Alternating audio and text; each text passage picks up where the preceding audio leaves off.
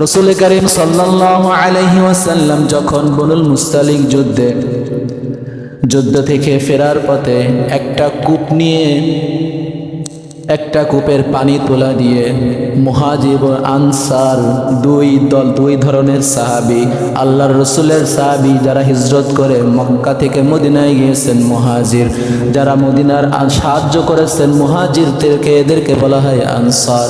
এই দুই গ্রুপের দুইজন ব্যক্তি কূপ থেকে পানি তুলতে গেছে।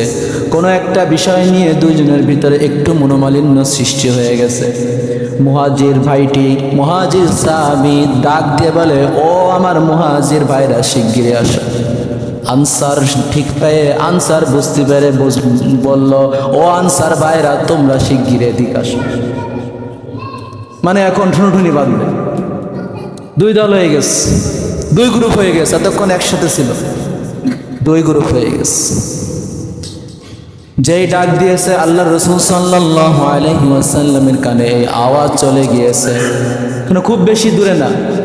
নবীজি সাল্লাল্লাহু আলাইহি ওয়াসাল্লাম আওয়াজ শোনা মাত্রই সাথে সাথে নিজেও বলে উঠলেন, কিসের আওয়াজ?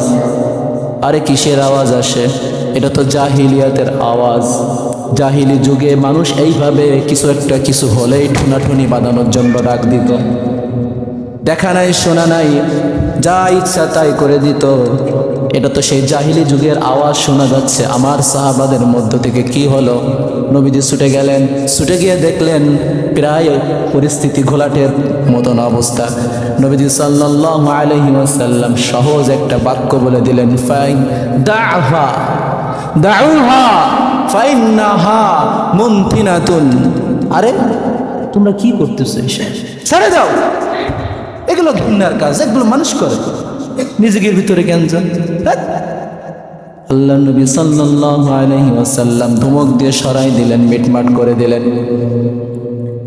কিন্তু নবীজি সাল্লাল্লাহু আলাইহি ওয়াসাল্লামের পিছনেই নামাজ পড়তো, আল্লাহর রাসূলের সাথেই থাকতো। এমনকি ওই যুদ্ধে নবীজির সাথে যুদ্ধ করতে আসছিল বনুল মুস্তালিক যুদ্ধে আব্দুল্লাহ বিন উবাই এবং তার সহচর, তার অনুসারীরা। আব্দুল্লাহ বিন উবাই সুযোগটাকে কাজে লাগানোর চেষ্টা করলো। মুনাফিক, নিফাকি যে করে, কপটতা যে করে, সে সবসময় নিজের স্বার্থের দিকে তাকায়। সে ইসলাম কি অন্য দল কি বোঝে না। আব্দুল্লাহ বিন উবাই এই কাজটা এখানেও করলো। এই সুযোগটা সে কাজে লাগানোর চেষ্টা করলো। আল্লাহ রসুলের পিছনে নামাজ পড়তো, আল্লাহ রসুলের সাথেই থাকতো, আল্লাহ রসুলের সাথেই যুদ্ধের জন্য, জিহাদের জন্য সফরে বের হতো। অথচ মুনাফিক কি বলে উঠল, কি ব্যাপার? এই মুহাজিররা বাইরে থেকে এসে আমাদের আনসারদের উপরে খবরদারি করতেছে, মাতব্বারি করতেছে, এদের এক দেখা দেখে নেব। সূরাতুল মুনাফিকুনের ভিতরে আল্লাহ তাআলা এই আয়াতগুলো, এই ঘটনার সাথে সংশ্লিষ্ট আয়াতগুলো নাজিল করে জানিয়ে দিচ্ছেন, ইযা জাকাল মুনাফিকুনা ক্বালু নাশহাদু ইন্নাকা লারাসূলুল্লাহ আল্লাহু ইয়ালামু ইন্নাকা লারাসূলুহু আল্লাহু ইয়াশহাদু ইন্নাল মুনাফিকিনা লাকাযিবুন। মুনাফিকরা নবীজিকে আল্লাহর রাসূল বলে স্বীকার করে নাই। নবীজির কাছে এসে বলে, আল্লাহর কসম, আল্লাহর কসম, আপনি আল্লাহর নবী, আমরা বিশ্বাস করি। আল্লাহ বলে দিচ্ছেন, আল্লাহু ইয়ালামু ইন্নাকা লারাসূলুহু, আল্লাহই সবচেয়ে ভালো জানে কে আল্লাহর রাসূল। আল্লাহু ইয়াশহাদু ইন্নাল মুনাফিকিনা লাকাযিবুন, আমি আল্লাহ সাক্ষী দিচ্ছি, মুনাফিকরা আপনাকে রাসূল হিসেবে মানে না। শুধু পিঠ বাঁচানোর দায়, শুধু লোভের দায়, শুধু স্বার্থের জন্য আপনার সাথে থাকতেছে। ওরা আপনাকে রাসূল হিসেবে মানে না। তারা আপনার পিছনে নামাজ পড়ে, আপনার মতো রুকু সিজদা করে, কিন্তু দেখবেন ওয়াইদা কামু ইলাস সালাতি কামু কুসালা। আল্লাহ রাসূল বললেন, আল্লাহ, ইয়া আল্লাহ, বুঝলাম আমার সাথে মুনাফিক আছে, কিন্তু কি করব আল্লাহ, তারা তো আমার পিছনে নামাজ পড়তেছে, বুঝি না কে মুনাফিক কে মুমিন। আল্লাহ তাআলা জানিয়ে দিলেন ওয়াইদা কামু ইলাস সালাতি কামু কুসালা, যখন মুনাফিকদের দেখবে, এমন কোন মানুষদের দেখবে যারা নামাজের ভিতরে সঠিকভাবে নামাজ আদায় করে না, তুমি শিখাই দিচ্ছ, তুমি বুঝাই দিচ্ছ নামাজ এইভাবে পড়তে হয়, সে শিখারও চেষ্টা করে না, বুঝারও চেষ্টা করে না, বুঝলেও নামাজ ঠিক মতো পড়ে না। যখন নামাজে দাঁড়ায় ওয়াইদা কামু ইলাস সালাতি কামু কুসালা, তখন নামাজের ভিতরে অলসতার সাথে দাঁড়ায়, নামাজের ভিতরে মন দিল ঠিক করে নামাজে দাঁড়ায় না, কেমন যেন আইসে ফুটবল খেলা দেখতে, এইভাবে নামাজে দাঁড়ায়। এরা হলো মুনাফিক। নবীজি সাল্লাল্লাহু আলাইহি ওয়াসাল্লাম কে আব্দুল্লাহ বিন উবাই সূরাতুল মুনাফিকিনের ভিতরে আল্লাহ তাআলা আয়াত নাজিল করে জানিয়ে দিচ্ছেন, ওই মুনাফিক আব্দুল্লাহ বিন উবাই নবীজিকে হুমকি দেয়, লা ইন রাজানা ইলাল মাদিনাতি লা ইউখরিজান্নাল আ'আজ্জু মিনহাল আযাল, যদি আমি আজকে মদিনায় ফিরে যেতে পারি আমার অনুসারীদেরকে নিয়ে, আমার দলবলকে নিয়ে, তাহলে মদিনা থেকে যারা ইজ্জতওয়ালা তারা বেইজ্জতিদেরকে বের করে দেবে। এ কথার উদ্দেশ্য ডাইরেক্ট বলল না যে আমি মোহাম্মদকে বের করে দেব, ও নিজেকে বলল ইজ্জতওয়ালা সম্মানী ব্যক্তি, আর মুহাম্মদ সাল্লাল্লাহু আলাইহি ওয়াসাল্লামকে নাউজুবিল্লাহ বলেন, বলল যে বেইজ্জতি ব্যক্তি, একে আজকে এই দলবলকে আজকে বের করে দেব মদিনা থেকে, এই হুমকি দিল। সুযোগে সদ্ব্যবহার হোক আর কদ্ব্যবহার হোক করে নিল। নবীজি সাল্লাল্লাহু আলাইহি ওয়াসাল্লাম এই কথা শুনে তাও ধৈর্য ধারণ করে বসে থাকলেন, কিন্তু ওমর তিনি তো এইসব কথা শুনতে সহ্য করতে পারেন না। আল্লাহ রাসূলের কাছে অনুমতি চাইলেন, ইয়া রাসূলুল্লাহ দানি, আমাকে অনুমতি দিন, আদ্রিবু উনুকা হাদিহিল মুনাফিক। ওমর রাদিয়াল্লাহু তাআলা মুনাফিক শব্দই বলে ফেললেন, নবীজি ডাইরেক্ট মুনাফিক বলতো না, সাথে থাকতো তো মুনাফিক বলতো না, আল্লাহ তাআলা জানাই দিতেন যে এই চরিত্র মুনাফিকের, তারা নামাজ এরকম করে, তারা কথা বলার সময় মিথ্যা কথা বলে, আমানতের খেয়ানত করে, তারা কোনো কাজ সঠিকভাবে করে না, খালি ঝামেলা পাকায়, খালি নিজেদের ঝামেলা পাকানোতে ব্যস্ত থাকে। এরকম কয়েকটা আলামত হাদিসে আছে, আজকেও সকালে পড়তেছিলাম।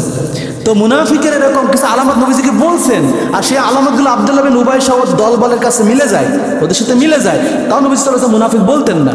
তো ওমর রাদিয়াল্লাহু তাআলা আর সহ্য করতেন না, আবার ডাইরেক্ট বলে দিলেন, আল্লাহ ইয়া রাসূলুল্লাহ সব আলামত প্রকাশ পেয়ে গেছে ওর ভিতরে, দানি আদ্রিবু উনুকা হাদিল মুনাফিক, ইয়া রাসূলুল্লাহ আমার একটু অনুমতি দেন, এক কোপে ওর মাথা থেকে দেহটা আলাদা করে দিন, ও দেহ থেকে মাথাটা বিচ্ছিন্ন করে দিন।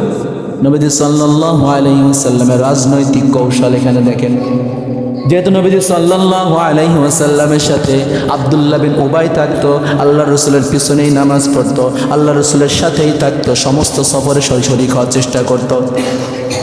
এই জন্য নবীজি সাল্লাল্লাহু আলাইহি ওয়াসাল্লামের সাথে থাকার কারণে ওদেরকেও অন্য অন্য মানুষ মুমিন হিসেবে মনে করত, কিন্তু আল্লাহ রসুল তো বুঝতেন কে মুমিন কে মুনাফিক, আল্লাহ তাআলা আলামত জানিয়ে দিয়েছেন। বোঝা সত্ত্বেও নবীজি সাল্লাল্লাহু আলাইহি ওয়াসাল্লামের রাজনৈতিক স্বার্থে তিনি বললেন, ওমর এখন যদি আমি তোমাকে মারার হুকুম দিয়ে দিই, অনুমতি দিয়ে দিই, তুমি যদি মেরে ফেলো, মানুষ মনে করবে মুহাম্মদ সাল্লাল্লাহু আলাইহি ওয়াসাল্লাম কেমন আল্লাহর রসুল, মুহাম্মদ কেমন নেতা, নিজের লোকদেরকেও ছাড় দেয় না, নিজের লোকদেরকেও বিদায় করার জন্য ব্যস্ত হয়ে যায়, এ কেমন নেতা। নবী সাল্লাল্লাহু আলাইহি ওয়াসাল্লাম দূরদর্শিতা দেখেন, ফারাসাত দেখেন, কৌশল দেখেন, যে কেমন নেতা আমাকে মনে করবে মানুষজন, যে আমি আমার নিজের লোকদের শেষ করার হুকুম দিয়ে দিই। আমি তো বুঝতেছি বা তোমরাও বুঝতেছো যে আমার নিজের লোক না, ও আমার সাথে থাইকে আমার শত্রুতা করে, আমাকে বাস দেওয়ার চিন্তা করে, কিন্তু মানুষ তো মনে করো আমার সাথে আছে মুমিন। তো মানুষের ভুল ধারণা যেন সৃষ্টি না হয় তাই মারা যাবে। এর জন্য মুনাফিকের সাথে ইয়া আইয়ুহান নবী জাহিদুল কুফার আল মুনাফিকিনা ওয়াগলুজ আলাইহিম, আল্লাহ তাআলা সূরাতুত তাওবার ভিতরে 10 নম্বর পারায় মুনাফিক এবং কাফেরদের সাথে সংগ্রাম করতে বলছেন, লড়াই করতে বলছেন। যখন লড়াই পরিস্থিতি এসে যায়, তো তাফসীরে আসছে, হাদিসের মাধ্যমে জানা যায় কাফেরের সাথে লড়াই বা সংগ্রাম হবে সশস্ত্র, একদম ফেস টু ফেস, আর মুনাফিকের সাথে যে লড়াইটা হবে এটা সশস্ত্র না, হাতাহাতি না, এদের সাথে লড়াইটা হবে কৌশলে। এদেরকে কৌশলে এদেরকে মায়ের কাছ দিতে হবে। ইসলাম সব কিছু শিক্ষা দেয়, শুধু নামাজ কালাম বিষয়টা এমন না। হ্যাঁ, নামাজ কালাম তো আছে, সব কিছু শিক্ষা দেয়, কারণ ইসলাম একটা মানুষকে পূর্ণাঙ্গ মানুষ হিসেবে তুলে ধরতে চায়। ইসলাম একটা পূর্ণাঙ্গ জীবন বিধান। একটা মানুষ কোন পরিস্থিতিতে কি করবে যদি ইসলামে না থাকে, তাহলে কেন ইসলাম মানবে? ইসলাম তাহলে কেন পূর্ণাঙ্গ জীবন ব্যবস্থা হবে যদি ইসলামের ভিতরে পূর্ণাঙ্গ কিছু না থাকে? কোন পরিস্থিতিতে কি করতে হবে? নবী সাল্লাল্লাহু আলাইহি ওয়াসাল্লামকে আল্লাহ তাআলা মুনাফিকদের কিছু আচরণ, মুনাফিকদের কিছু আখলাক, মুনাফিকদের কিছু বৈশিষ্ট্য এবার তুলে ধরছেন হাদিসের মাধ্যমে, কোরআনের আয়াতের মাধ্যমে আল্লাহ তুলে ধরছেন, যেগুলো পড়ে বুঝে আমাদেরকে এই ধরনের বৈশিষ্ট্য নিজেদের ভিতরে না থাকে, আর যদি কারোর ভিতরে থাকে তাদের থেকে সতর্ক থাকতে হবে। আব্দুল্লাহ বিন উবাইর ছেলে, তার নাম আব্দুল্লাহ, যখন জানতে পারলো আল্লাহর রসুলকে এইভাবে অপমান করেছে, আল্লাহর রসুলকে অসম্মানী বেইজ্জতি লোক বলে গালি দিয়েছে, আব্দুল্লাহ বিন উবাইর ছেলে আব্দুল্লাহ, মানে বাপের ছেলে আব্দুল্লাহ, তার ছেলেও আব্দুল্লাহ, তখন এরকম নাম রাখতো, বাপের নামও আব্দুল্লাহ, ছেলের নামও আব্দুল্লাহ। তো ছেলে বলতেছে, আমার বাপ আব্দুল্লাহ যদি সত্যি এই কথা বলে থাকে, আমি বাপকে জীবনেও মদিনায় ঢুকতে দেব না। যদি ঢুকতে হয় তাহলে আমার লাশের উপর দিয়ে ঢুকবে, না হলে তা আমার বাপের লাশ আমি ফেলাই দিয়ে মদিনায় তার লাশ নিয়ে যাব। এই বাপ দিয়ে দিল অর্ডার। যখন এই কথা বললো তখন আব্দুল্লাহ নিজেই ভয় পেয়ে গেল। বাপ, ছেলে যখন বললো, বাপ এমনি ভয় পেয়ে গেল, বললো, ইয়া রাসূলুল্লাহ, আমাকে মাফ করে দিন। মাপ টাপ চায়ে ওই যাবত ওই যাত্রা সে পার পেয়ে গেল।